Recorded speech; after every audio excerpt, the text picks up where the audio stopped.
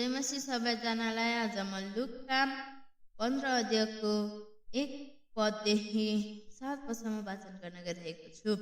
हेडिङमा रहेको छ हराएको भेडाको दृष्टान्त। कर उठाउनेहरू र पापीहरू सबै उहाँको वचन सुन्नलाई उहाँको नजिक आइरहेको थिए। यस मानिसले त पापीहरूलाई ग्रहण गर्दछ र तिनीहरूसँग खानपान गर्छ भनी फरिसीहरू र शास्त्रीहरू गनगनाउन लागे।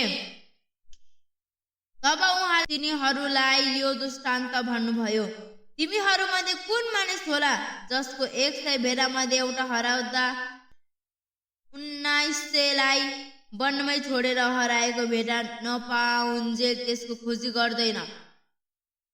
हराएको भेडा भेट्टाएपछि रमाउँदै त्यसलाई आफ्नो काँधमा राख्छ र घरमा आएर उसले आफ्ना मित्रहरू र छिमेकीहरूलाई बोलाउँछ र तिनीहरूलाई भन्छ, मसँग रमाऊ किनभने मैले आफ्नो हराएको भेडा पाएको छु।